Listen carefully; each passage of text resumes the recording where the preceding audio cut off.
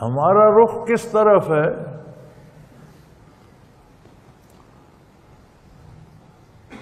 قوم کا رخ کس طرف ہوتا ہے؟ جس طرف قوم کی قیادت جا رہی ہے۔ قوم کی روحانی کہہ لیں یا تعلیمی کہہ لیں یا نظریاتی کہہ لیں، قیادت کون ہے؟ میری رائے میں وزیر اعظم ملک کا سربراہ ضرور ہے، لیکن وہ نظریاتی لیڈر نہیں ہے، انتظامی لیڈر ہے۔ اس کے پاس ملک کا انتظام و انصرام ہے، وہ نظریات کا لیڈر نہیں ہے۔ نظریات کا لیڈر وہ طبقہ ہے جو علم میں سب سے آگے ہے۔ اب جہاں علم اور عمل جمع ہو جائیں وہ تو بہت بڑی بات ہوئی۔ عمل میں سر فہرست کون سا عمل ہے؟ کردار میں، اعمال میں سر فہرست چوٹی پر عدل ہے۔ عدل ہو تو باقی سارے کردار میں عدل کہتے ہیں توازن کو، تو سارے کردار میں توازن آتے۔ اس کا مطلب ہے کہ ہمارے جو عدلیہ کے سربراہ ہوں گے وہ ہمارے نظریاتی لیڈر ہوں۔ قوم کا تصور، نظریہ، عقیدہ قوم ویسا بننا چاہے گی جیسے ہمارے عدلیہ کے فاضل سربراہ۔ عدلیہ نیچے سے شروع ہو کر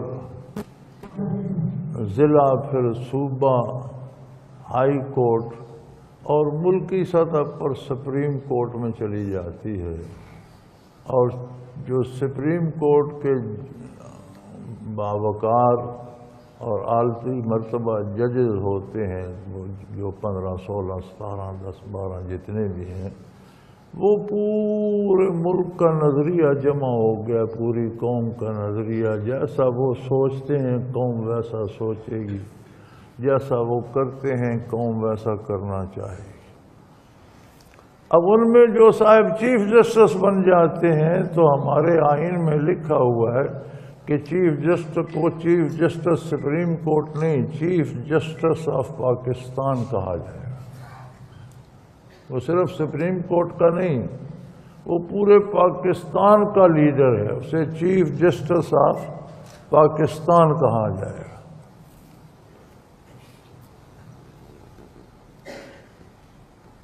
ہمارے بہت ہی قابل، بہت ہی لائق، بہت پڑھے لکھے اور نظریاتی لیڈر سپریم کورٹ کے معزز جج صاحبان ہیں۔ ان کے نظریات کیا ہیں؟ ہمارے ایک فاضل جج صاحب اپنا فیصلہ لکھتے ہوئے اس کی بنیاد بناتے ہیں ایک اطالوی افسانے کو، ناول کو۔ یعنی ان کا منتہی نظر کیا ہے؟ اقوام مغرب کا ایک ناول تخیلاتی کہانی کو کہتے ہیں۔ وہ حقیقت میں کچھ نہیں ہو، وہ واقعہ ہوا نہیں ہوتا، وہ تاریخ نہیں ہوتی۔ ایک بندہ اپنے دماغ سے سوچ سوچ کر ایک کہانی بنا کر لکھتا ہے، یہ ہوا وہ ہوا، اسے ناول کہتے ہیں۔ یہ کہہ لیجیے ذہنی عیاشی ہوتی ہے پڑھنے والوں کے لیے، پڑھنے والے کو پتہ ہوتا ہے یہ سارا جھوٹ ہے، یہ ہوا نہیں ہے۔ لیکن ہمارے معزز سپریم کورٹ کے جج صاحب فیصلہ لکھنے سے پہلے اطالوی ناول کا جملہ اپنے فیصلے کی بنیاد بنا، اور وہ جملہ جھوٹ ہے۔ مزے کی بات یہ ہے کہ ناول ویسے ہی جھوٹ ہوتا ہے اور وہ جملہ بھی جھوٹ ہے۔ وہ جملہ کیا ہے کہ جہاں دولت ہوتی ہے اس کے پیچھے ایک جرم کی داستان ہوتی ہے، اور یہ بکواس ہے۔ دولت کے پیچھے جرم بھی ہوتے، دولت کے پیچھے انصاف بھی ہوتا۔ اللہ کے پیغمبروں کو حکومتیں ملیں، شہنشاہیتیں ملیں، سلیمان علیہ السلام کو وہ بادشاہت ملی جو کسی کو اور کو نصیب نہ ہوئی، جنوں انس پر پرندوں پر بھی ان کی بادشاہ، ان کا تخت ہوا میں اڑتا تھا، اور ان کے محلات دیکھنے سے تعلق رکھتے تھے، انسانی عقل دنگ رہ جاتی تھی۔ تو نبی تو معصوم ہوتے ہیں، کیا ان کی دولت کے پیچھے جرم کی داستان تھی؟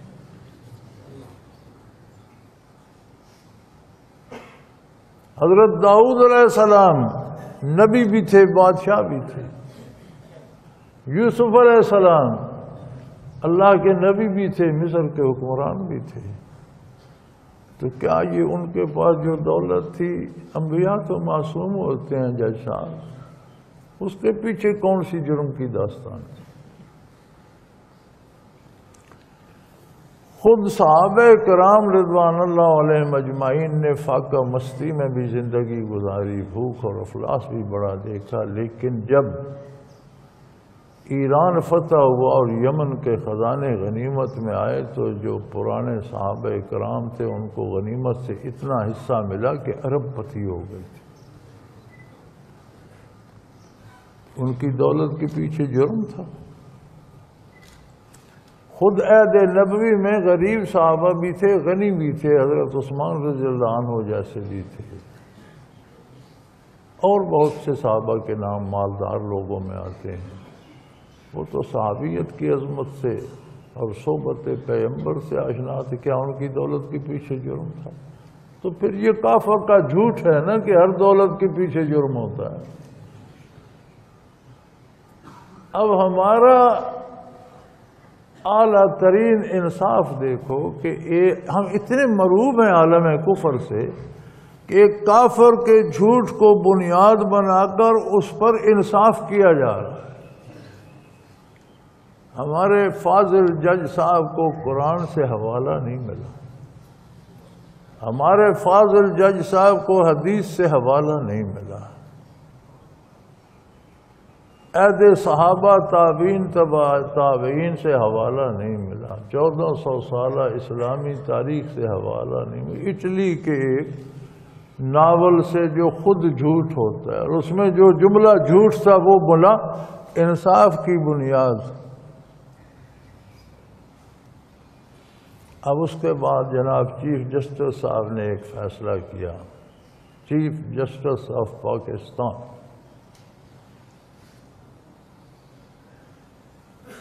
وہ کیوں پیچھے رہتے؟ انہوں نے حوالہ دیا، ایک امریکن سکالر یہ کہتا ہے، لا حول ولا قوت الا باللہ۔ یہ ہے ہماری نظریاتی قیادت، جو مغرب کی غلامی میں نہیں کہوں گا، مغرب کی چاکری میں ڈوب گئی ہے، نوکری بھی نہیں چاکری میں ڈوب گئی ہے۔ ان کے نوکروں کی اتنی غلام ہو گئی ہے کہ ان کا جھوٹ بھی ان کے انصاف کی بنیاد بن رہا ہے۔ جناب چیف جسٹس صاحب نے، اگر یہ گستاخی نہ ہو، اللہ مجھے معاف کرے، میں احترام کرتا ہوں، عزت سے نام لے رہا ہوں، لیکن سچ تو سچ ہے، وہ تو کہنا پڑتا ہے۔